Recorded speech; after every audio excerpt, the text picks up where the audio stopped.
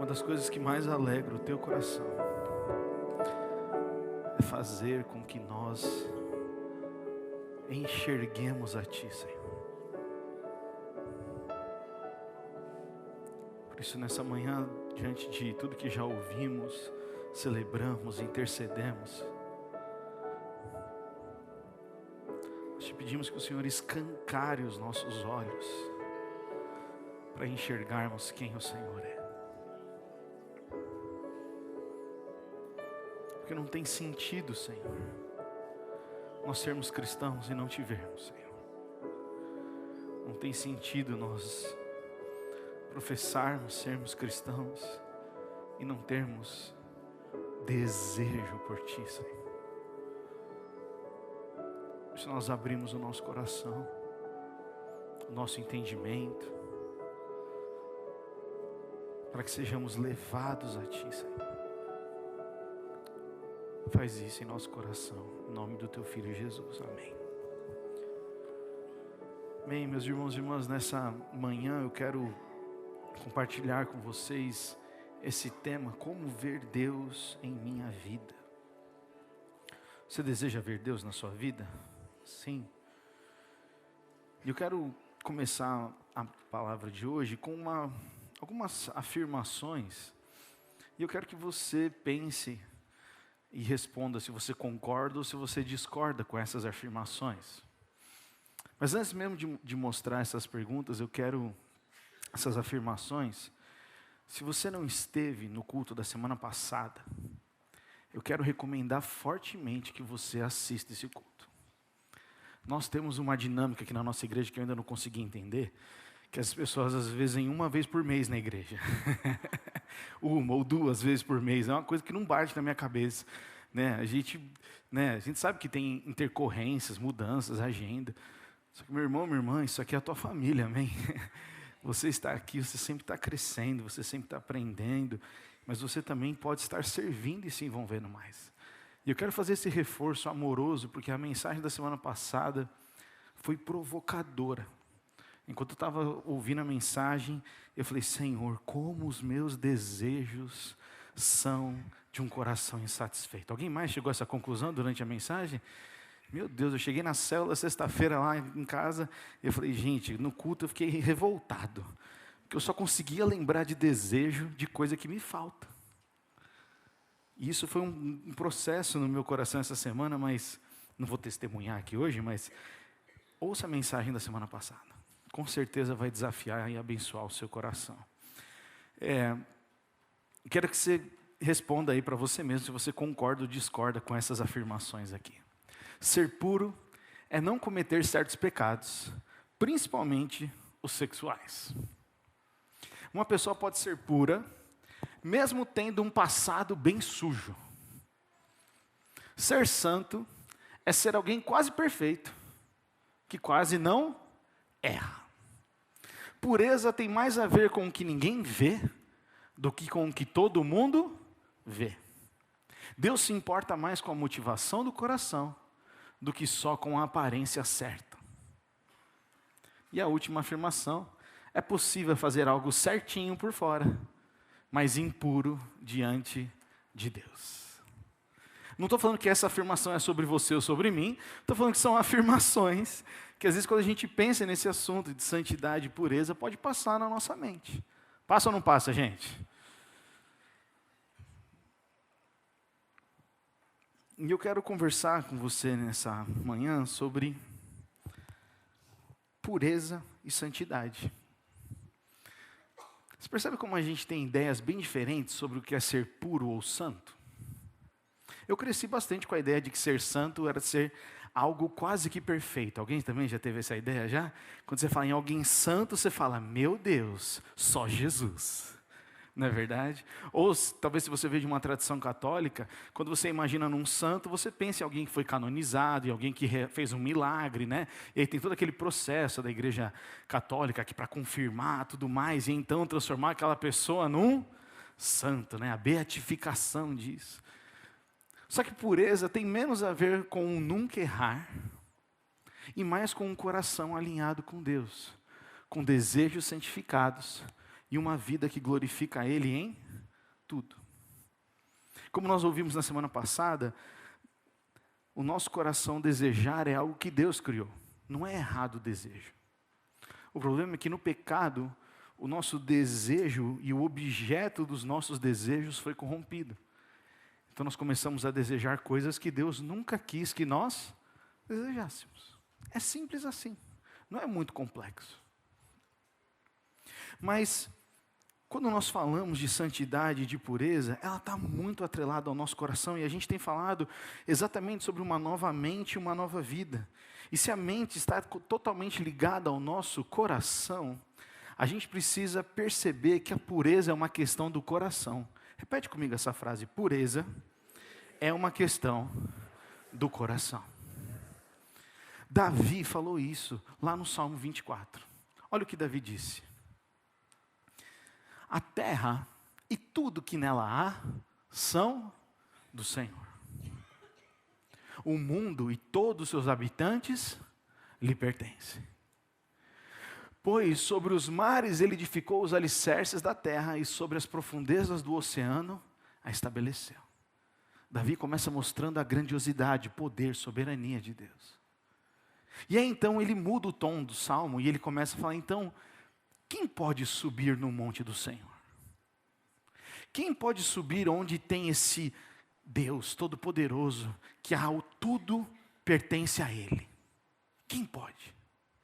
E aí Davi ele responde, ele diz: quem pode permanecer no seu santo lugar? Porque esse Deus, ele não é só poderoso, mas ele também é santo.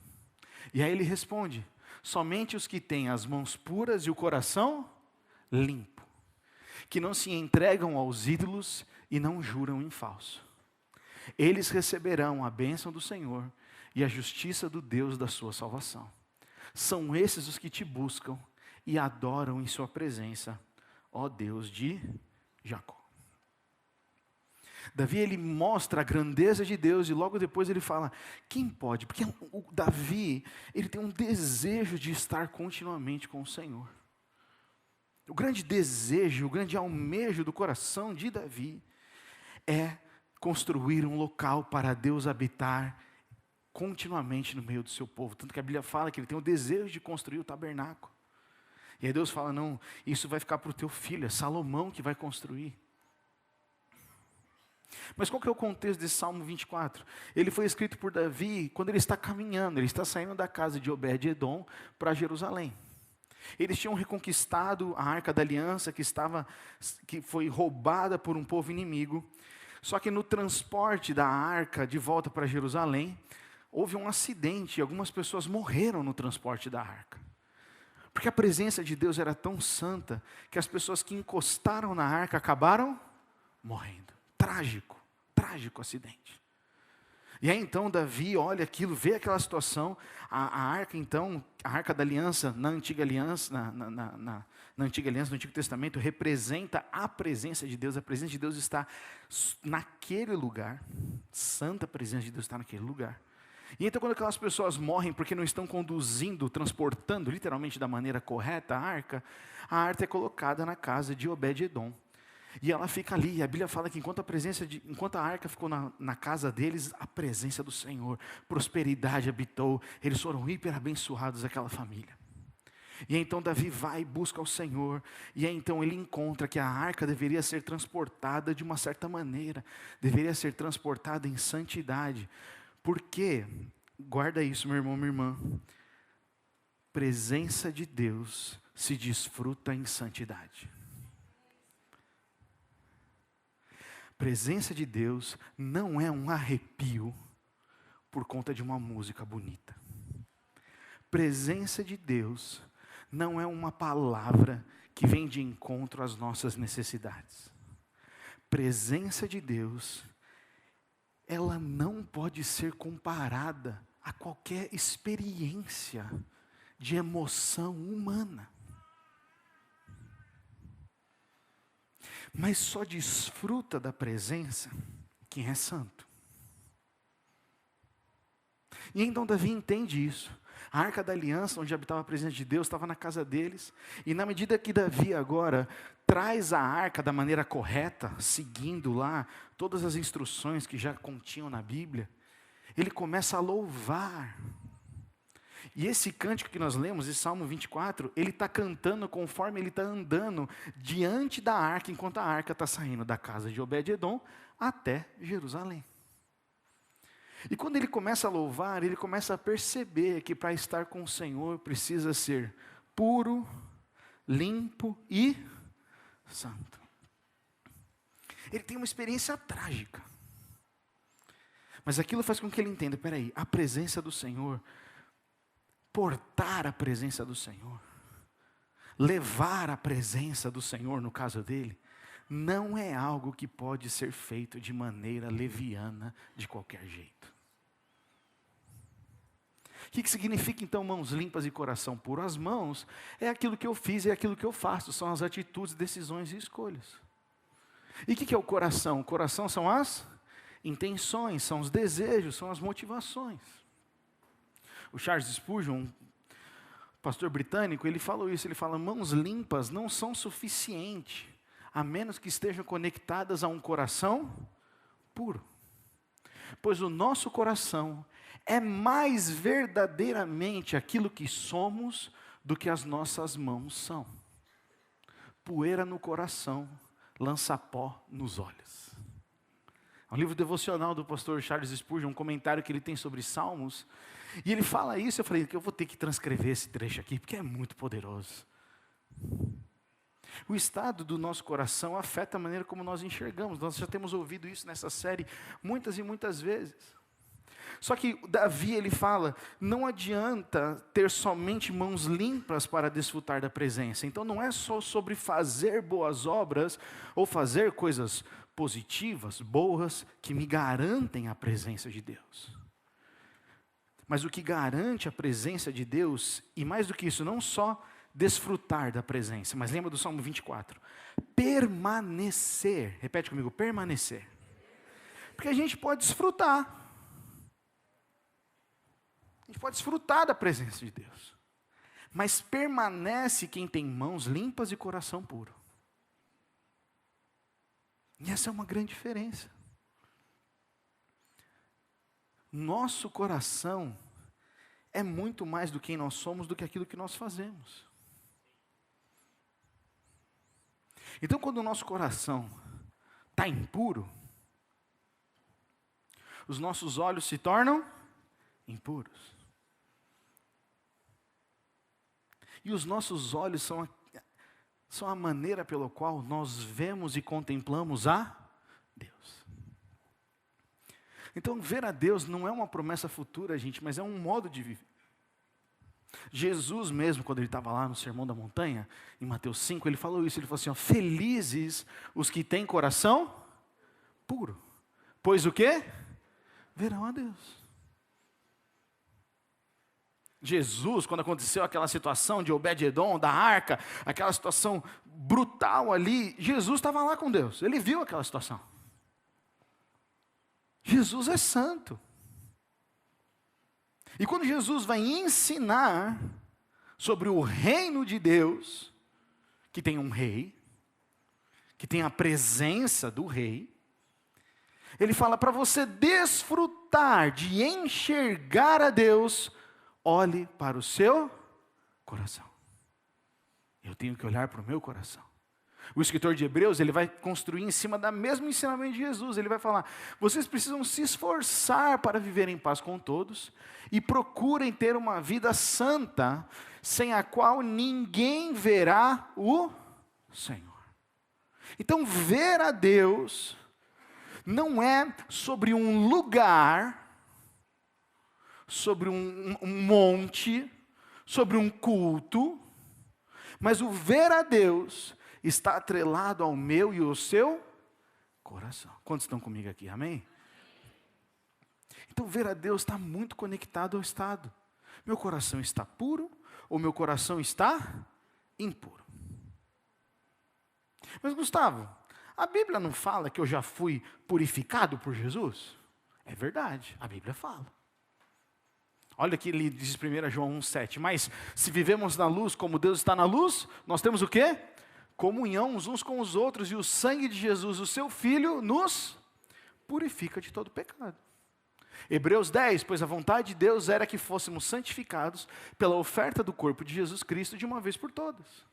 1 Coríntios 6,11, alguns de vocês eram assim, viviam de maneira egoísta, arrogante, o versículo anterior diz, mas vocês foram purificados e santificados, declarados justos diante de Deus, no nome do Senhor Jesus Cristo, e pelo Espírito de nosso Deus. Sabe, então por que você está falando que eu tenho que me purificar se eu já fui purificado? Por quê? E é verdade, a Bíblia fala que nós já fomos purificados. Em Cristo, meu irmão, minha irmã, já houve uma purificação decisiva.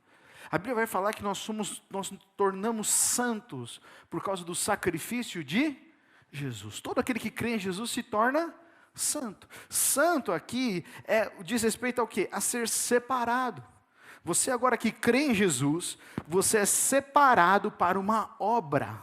Você é separado para uma missão, você é separado para um propósito, e entre esse propósito, como a gente declara, de amar pessoas e fazer discípulos, também está conectado em conhecer e amar a Deus. Então Deus nos tirou a culpa, Ele nos deu um novo status, nós somos justificados, não somos mais condenados, Ele nos separou para Ele, nós somos santos, e essa santificação que a Bíblia vai dizer, vai falar sobre a nossa identidade. Então a identidade é o ponto de partida. Mas a mesma Bíblia vai dizer para a gente o quê? Que nós devemos nos purificar. Santos e puros. Olha os textos, muitos deles, alguns deles. Tiago 4,8, aproximem-se de Deus, e Ele se aproximará de vocês. Lavem as mãos, pecadores. Purifiquem o coração, vocês que têm a mente dividida. Essa carta não é para pessoas que não creem em Jesus, é para quem crê em Jesus. 2 Coríntios 7,1, a mesma coisa, amados. Visto que temos essas promessas, a promessa de desfrutar do Senhor, de viver eternamente com Ele, purifiquemo-nos de tudo que contamina o corpo ou o Espírito, tornando-nos cada vez mais santos, porque tememos a Deus. Então eu não me torno santo para Deus me amar, eu me torno santo porque eu sou amado e porque agora eu tenho um desejo de ver e conhecer mais a Deus. 1 João 3,3, e todos que têm essa esperança de um dia reinar com Cristo, ao qual João está ensinando, ele fala, se manterão puros, como Ele é puro. Se eu quero um dia habitar com Deus na eternidade, o que diz 1 João 3,3? Vão se manter puros. Então eu quero que você fale para a pessoa do seu lado, a pureza do meu coração é minha responsabilidade. Deus então, entenda uma coisa, eu não estou diminuindo a cruz. A cruz é poderosa, porque a gente não poderia nem estar falando essa frase se não fosse a cruz. Ele nos santificou, nos lavou, apagou os nossos pecados, nos fez branco como a neve, como diz a palavra. Mas na mesma medida que Jesus Cristo fez tudo, Ele falou, e agora eu te dou a capacidade de não se sujar mais. Não adianta só eu ter feito. Agora eu te dou a capacidade. Porque a graça não é ausência de esforço. A graça impulsiona o nosso esforço para que a gente faça com a motivação correta. Porque Deus já nos purificou em Cristo, é a nossa identidade, agora nós cooperamos com essa obra, purificando-se na prática, ou seja, na nossa vida diária. Porque senão, meus irmãos, a gente poderia simplesmente entregar a vida para Jesus e morrer.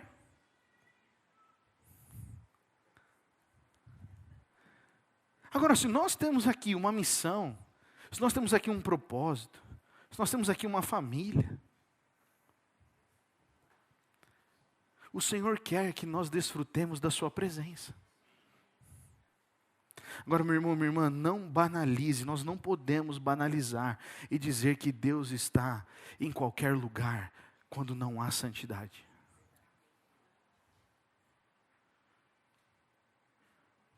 Nós temos que ter muito zelo de falar, Deus está aqui. A Bíblia fala que onde 2 ou 3 estão reunidos, em meu nome, ali Ele está. Não adianta 2 ou 3 crentes estar reunidos, falando de futebol, falando palavrão e agredindo um ao outro e achar que Deus está ali. Não está.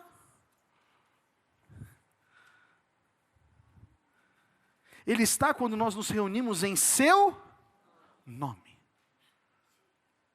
Por isso que é incômodo a gente como cristão, às vezes estar num encontro com outros cristãos e nunca surgiu um assunto cristão.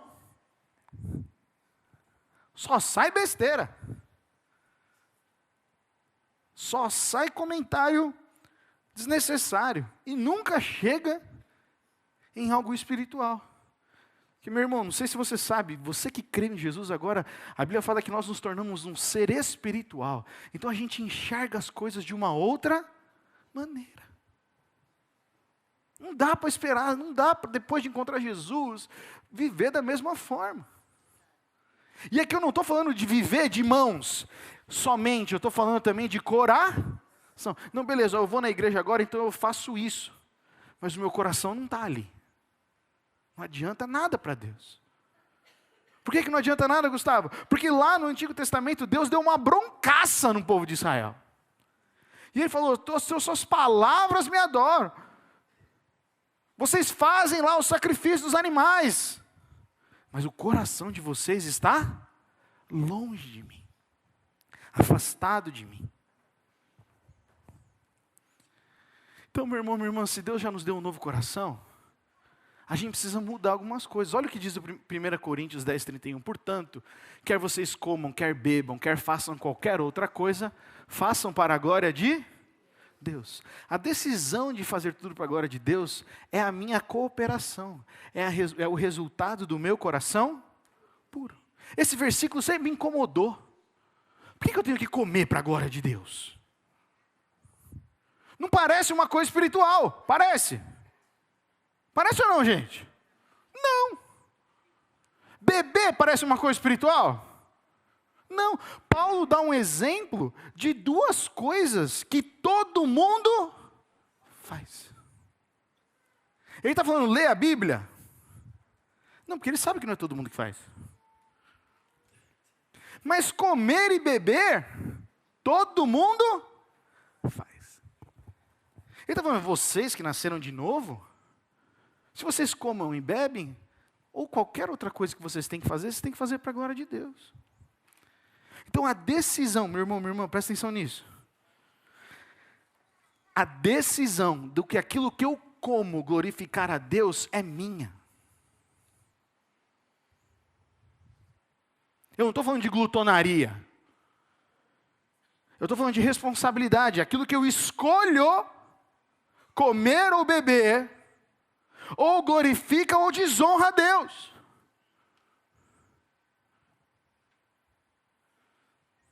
E a pergunta que eu mais recebia, agora mudou bastante a geração, mas a pergunta que eu mais recebi como líder de jovens, pastor de jovens, foi o quê? Aqui nessa igreja pode beber cerveja ou não pode? Qual que é a posição sobre bebida alcoólica? Eu falava, não sei, qual que é a sua? Porque a Bíblia fala não. A Bíblia fala, se abstenham. A Bíblia fala. Se vai fazer o meu irmão pecar, se abstenha. Então eu posso beber algo e glorificar a Deus. Ou eu posso desonrar a Deus. Aí qual que é a regra da igreja? Não interessa, a regra que o Espírito Santo falou através da Bíblia e que você vai ler e vai querer viver por ela. Não, eu não quero. Tá bom, não vai ver a Deus. Não é uma punição da igreja. Tem uma consequência do próprio Deus. Vocês estão aqui comigo, gente? É uma decisão de Deus, é uma consequência. Está entendendo que não tem a ver com a gente? Tem a ver. Porque, novamente, eu falo isso sempre que eu prego aqui, vocês estão até cansados disso. Porque tem gente que gosta de saber qual que é o limite. Quanto mais eu vivo no limite, eu posso desfrutar do mundo, mas não perder a minha salvação.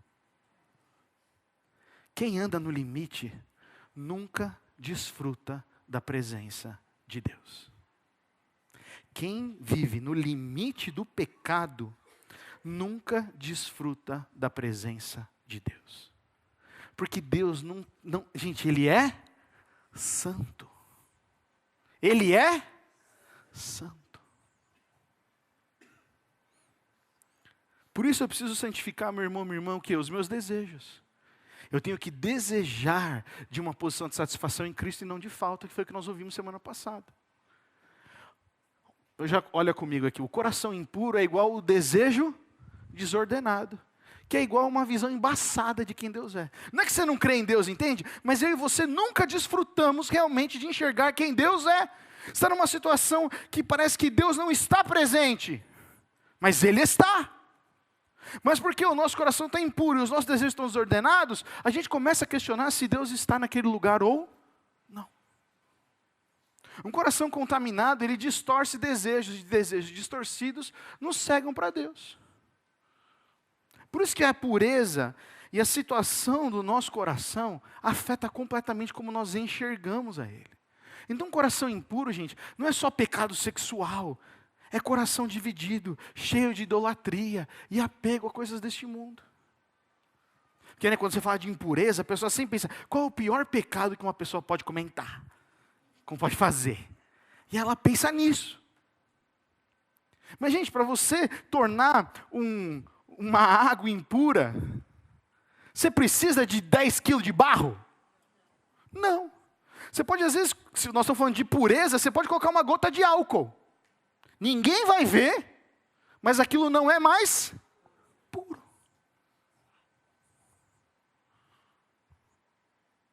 É a pureza do nosso coração que faz com que a gente consiga enxergar a Deus. Não é o resultado das nossas atitudes que fazem com que a gente enxergue a Deus. Mateus 6:21, Jesus também falou isso. Onde o seu tesouro estiver, ali também está o seu coração. Está falando de desejo, não está? Está falando de coisa importante. Seus olhos são como uma lâmpada que ilumina todo o corpo. Quando os olhos são bons, todo o corpo se enche de luz. Mas quando os olhos são maus, o corpo se enche de escuridão. E se a luz que é em vocês é na verdade escuridão, quão profunda é essa escuridão? Eu e você fomos criados para ter luz, amém, gente? Mas não é uma luz estranha. É a luz de Jesus Cristo, da sua presença, em a qual a Bíblia vai falar que nele não há sombra alguma. Por isso eu quero que você veja essa linha do tempo aqui, ó. O estado do meu coração afeta os meus desejos, que define as minhas escolhas, que afeta o meu modo de viver, que influencia completamente a minha capacidade de ver a Deus. Gente, eu ouvi muito, mas parece que Deus não está aqui. Eu não consigo ver Deus nessa situação. Aí a pergunta que ninguém quer responder é como está o seu coração. E você fala, mas o que tem a ver? Eu estou com esse problema, essa situação não resolve. Aí você pergunta, mas meu irmão, como é que está o seu relacionamento com Deus? Aí a pessoa fala, o que tem a ver? Tem tudo a ver. Porque Deus não está brincando de esconde-esconde com a gente. Porque senão ele seria injusto. Deus não está se revelando só para os cristãos melhores, porque ele seria injusto. Deus não está fazendo assim, só vou me revelar para aqueles que não pecaram essa semana, que são mais perfeitos que os outros, porque senão ele seria injusto. Davi é a prova de que a presença de Deus se torna visível e operante num coração quebrantado. Davi cometeu mais pecados que talvez muitos de nós aqui. E ele desfrutou muito da presença de Deus. Muito. Ah, Gustavo, então quanto mais pecado, mais presença de Deus? Não. A Bíblia fala que onde abundou o pecado, o que aconteceu? Superabundou a graça. Porque aquele que peca e tem consciência dos seus pecados, se arrepende. Porque quer ser puro. Porque sabe o preço que Jesus pagou por nós na cruz. Então Deus não está ocultando nada. Mas só pode ver a Deus e permanecer em sua presença quem é puro e santo. Só vê o agir de Deus quem é puro de coração. Meu irmão, minha irmã, olha para mim. Deus está agindo na sua vida. E eu não estou falando isso para massagear o seu coração, não. Ele está agindo, porque a Bíblia fala que Ele tem o interesse de nos aperfeiçoar até a volta do seu Filho Jesus. É vontade de Deus isso. Mas só vê o agir de Deus, mesmo no vale da sombra e da morte, como Edson leu, aquele que tem os olhos e o coração puros. Sabe como é que eu purifico meu coração? É o relacionamento com Jesus. Não tem outro caminho. Olha o que diz ali o salmista. Não continues a olhar para os meus pecados. Remove as manchas da minha culpa. É um desejo do coração dele, certo? Onde que Jesus fez isso? Na cruz, amém?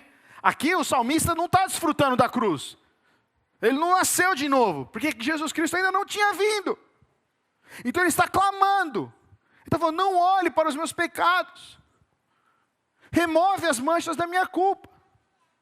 E aí então ele continua, ele fala, cria em mim, ó Deus, o quê?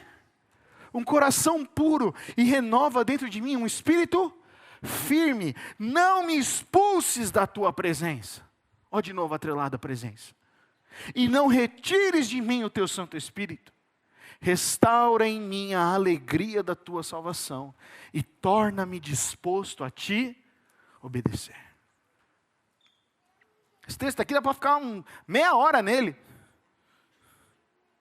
Tira o meu pecado, purifica o meu coração, renova em mim um espírito firme. Não me tira da tua presença, por causa dos meus pecados. Mas restaure em mim a alegria da salvação. Quem é puro tem alegria, gente. Agora, pureza não é sinal de ser tonto. Então a galera pensa, ele é tão purinho, né? Já viu assim? É quase, não é um elogio, é uma dosinha. Ai, puro de tudo, né? Besta, vai ser enganado. Pureza é elogio, sim, para quem conhece a Deus. Para quem conhece o significado real da palavra, pureza é um baita de um elogio. Porque pureza pode ser sim, ser puro às coisas do mundo. Porque não pertence a mim esse mundo, eu posso não saber várias coisas sobre ele. Eu não preciso conhecer todas as coisas deste mundo, porque a maior parte desse mundo jaz maligno. Eu posso ser puro. Eu posso não conhecer esse site. Eu posso não conhecer esse assunto. Eu posso não conhecer essa série. Por quê? Porque eu sou puro. Eu não preciso me adaptar. Eu sou puro. Puro não é ser sonso. Mas pureza é poder. Porque a pureza nos dá o poder de acessarmos a Deus o Pai, porque estamos na sua presença. E a pureza também é poder, porque a gente vence o diabo quando nós estamos puros. Quando você precisa entrar numa situação de batalha, que você precisa vencer uma situação. Se eu e você estamos com pecado, a primeira coisa que vem no nosso coração é a condenação. Você não pode orar pelos seus filhos. Você não pode orar por essa situação. Você não pode. Alguém já passou isso além de mim? Se você está puro, se vier essa palavrinha, você vai falar, então, capetão, eu fui lavado pelo sangue de Jesus. Não há condenação para aqueles que estão em Cristo Jesus. E esse pecado meu, antigo, está tentando me levantar na minha mente, para tirar a minha autoridade, não pega. Não pega. Meu coração está puro diante do Senhor. Meu coração está puro diante do Senhor. Então pureza, gente, não é só pare de fazer as coisas erradas, mas é chegar perto de Jesus para Ele tratar as raízes. Impureza é ressentimento. Impureza são mentiras. Impureza é o orgulho. Impureza são idolatrias escondidas. Tudo isso é impureza. É engraçado que às vezes a gente não considera isso pecado, né? Quantas vezes eu convivi com isso aqui? Uma estação da minha vida. Porque foi o que fizeram comigo. Mas a gente nunca quer resolver. Porque parece que essa marca de ressentimento se tornou a nossa identidade. Que parece que a marca desse abuso se tornou a nossa identidade. Porque parece que aquela palavra que lançaram sobre nós se tornou a nossa identidade. Presta atenção, eu não estou dizendo que não foram coisas difíceis, amém? Não estou dizendo que não foram coisas difíceis. Não estou minimizando e dizendo, é uma coisa simples. Releve isso aí, segue a vida. Não, isso é insensibilidade.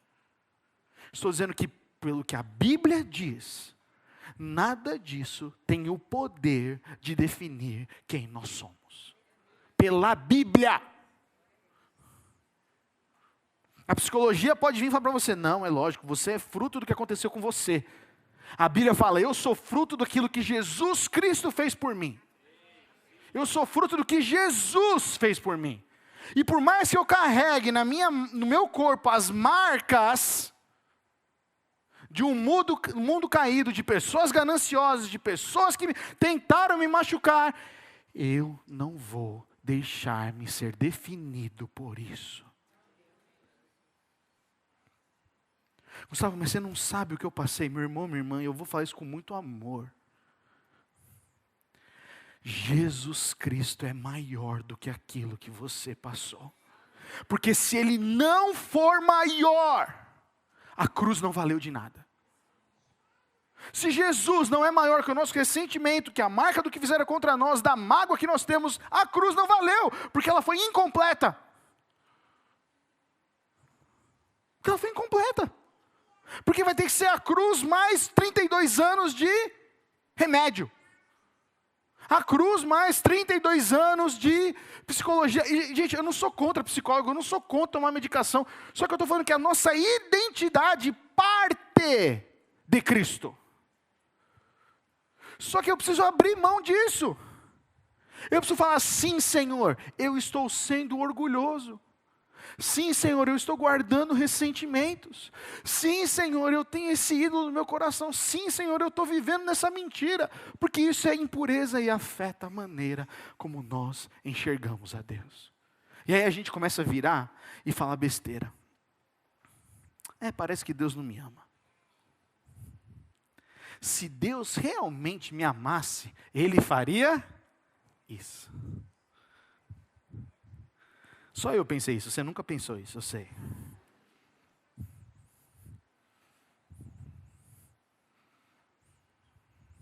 Olha a vida de fulano. Deus tem mesmo seus preferidos, né? O que eu preciso fazer, Deus, para ter aquilo? E aí a gente se afastou do relacionamento.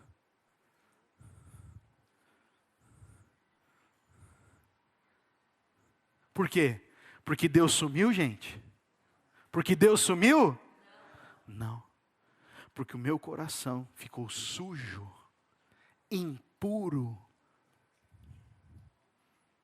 e afetou a minha capacidade de enxergar a Deus e aquilo que Ele está fazendo. Deus é especialista em tornar más notícias coisas boas. É ou não é, gente? A Bíblia fala que tudo é impossível, nada é impossível para o Senhor.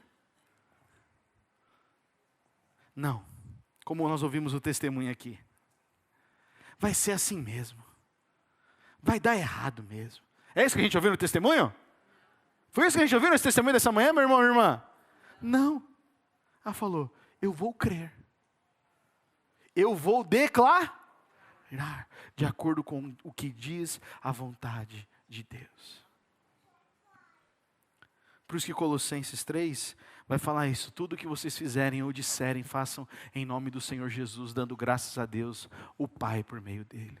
Porque o coração puro, meu irmão, minha irmã, leva a gente a desejos santificados, e então tudo é para a sua glória. A gente precisa ter desejos santificados. Eu preciso nessa manhã, meu irmão, minha irmã, ter os meus desejos santificados. Desejos santificados para minha família, porque Deus quer que eu tenha sonhos para minha família. Desejos santificados para o meu trabalho, porque Deus quer que eu tenha sonhos para o meu trabalho. Desejos santificados para a minha intimidade com Deus. Desejos santificados para as minhas férias. Desejos santificados para a escola dos meus filhos. Desejos santificados para a minha célula. Ele quer. Mas Gustavo, o que você está falando com desejo santificado? Primeiro, é um desejo que não parte da falta. É um desejo que parte da satisfação em Jesus.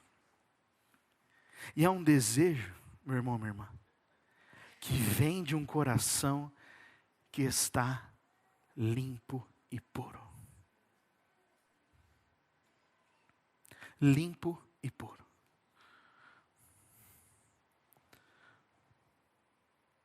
Filipenses vai falar isso, né? Porque Deus está agindo em vocês, dando-lhes o quê? O desejo e o poder de realizarem aquilo que é do agrado dele. Até o desejo e o poder é Ele quem dá, gente. Por isso que Ele nos deu um coração puro. Então, a banda pode subir aqui. A pergunta que nós temos para sondar o nosso coração: isso que eu desejo glorifica a Deus? Meu irmão, minha irmã, nós precisamos ser responsáveis. Esse evangelho que terceiriza a dor para terceiros é um evangelho imaturo. O evangelho que coloca a nossa falta de alegria nas situações que aconteceram ao nosso redor, culpa de outras pessoas, é imaturo. É um desejo egoísta. Porque se Deus realmente me amasse, nada disso teria acontecido comigo. É mesmo? Vai falar com José. Vai falar com Jó. Vai falar com os discípulos. Vamos entrevistar Estevão, que foi apedrejado até a morte. Porque se Deus me amasse realmente, nada de mal aconteceria comigo. Isso não está na Bíblia. Deus pode dar propósito até no meio da nossa dor. Deus pode dar propósito em tudo que nós estamos vivendo. Só que só enxerga isso quem tem o coração puro. Você já viu a pureza de uma criança? O Tito está doente. Ontem a Má não veio na atmosfera, veio no hospital, estava com febre, entrou nos remédios. E aí quando a Maíra estava deixando a gente aqui, a Olivia, minha filha, perguntou, né? Ela falou: mãe, mas o Tito vai ficar bem? Aí a Maíra falou: não, vai ficar bem, filha. Ele está com uma tosse muito persistente, já faz mais de uma semana e tal. Explicamos para ela no carro. Beleza, aí a gente veio, participou da atmosfera. Ela ficou pulando que nem uma pipoca aqui e tal. Aí voltamos para casa, a gente foi dormir. Eu falei: filha, vamos orar pelo Tito? Vamos. E aí a gente orou e ela falou: Senhor, tira toda a tosse do Tito. E tira todos os pernilongos que picam a gente. E que nenhum animal mais pique a gente, Senhor. Aí eu falei: amém. E depois eu desci, ela dormiu. Eu falei: que raio de oração foi essa? Ela crê. É uma coisa que incomoda ela. E ela acredita que Deus pode fazer isso. Isso é pureza. Minha filha não é nenhuma santa não, precisa conhecer Jesus, se arrepender, nascer de novo. Mas na oração dela, que Jesus fala, né? Deixem vir a mim os pequeninos. Puro. Ela fez uma oração pura. De um desejo puro. Porque ela acredita que Deus pode fazer isso. Meus irmãos, quando nós vamos orar, nós vamos nessa pureza. Se Jesus estivesse ao nosso lado fisicamente, eu continuaria desejando isso do mesmo jeito. Eu posso responder essa pergunta para vocês: meus desejos mudariam. Esse desejo me aproxima da presença de Deus ou me entorpece para perceber aquilo que está fazendo? O entorpecer é o quê? Muda a nossa percepção. Modifica aquilo que nós deveríamos estar enxergando com mais clareza. Por isso, coração puro não é coração sem desejo. É coração cujos desejos foram entregues a Deus, santificados por Ele e vividos para a sua glória. Mas não há purificação sem a presença de Jesus. Se você quer ver, meu irmão, minha irmã, a presença de Deus ativa no seu lar, na sua casa, na sua mente, você precisa santificar, eu preciso santificar o meu coração a Deus. 1 Pedro 3,15, ele vai dizer então, diante disso, santifiquem, pois, Cristo em vosso coração. Diante das coisas que este mundo tem, escolha colocar Cristo como prioridade em seu coração. Para que quando perguntarem qual é a razão da sua esperança, você possa dizer, você possa compartilhar.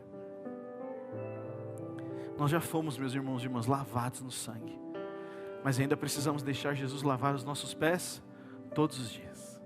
Foi isso que Jesus fez com seus discípulos. Ele escolheu lavar os pés. Então eu não me purifico para ganhar amor, mas eu me purifico porque eu sou amado. Você não vai fazer tudo certo e ter as mãos limpas como Pilatos fez? O que Pilatos fez antes da crucificação? O que ele fez? O que ele estava dizendo quando ele lavou as mãos? Essa não é a minha responsabilidade. Nós não vamos fazer isso. O meu coração é minha responsabilidade. A pureza do meu coração é minha responsabilidade. Mas eu não quero só ficar fazendo coisas para os outros verem que eu sou puro. Eu quero que quando o Senhor olhe lá de cima, Ele encontre o meu coração puro. E quando Ele encontra o meu coração puro, Ele fala, ali eu posso me deleitar. Porque lembra do Salmo 24? Não é só quem subirá ao monte do Senhor, mas é quem vai permanecer. Porque permanecer é mais importante que experimentar. Permanecer é mais importante que experimentar. Você pode ficar em pé no seu lugar? Obrigado pela sua atenção. Eu vou pedir que agora você não se desconecte com outras coisas, mas que você peça ao Senhor, porque só Ele pode sondar corações. E a pergunta é simples, meu irmão, minha irmã. Senhor, vê se há em mim alguma impureza, Senhor, que está fazendo com que eu veja o Senhor parcialmente. O pecado afeta a nossa percepção de Deus? Sim ou não? Sim. E aqui eu não estou como acusador, mas se você tem um desejo de ver a Deus, a única coisa que pode estar impedindo pode ser a situação do nosso coração. Porque da parte dele eu te garanto, porque a Bíblia nos garante isso, dele não há empecilho.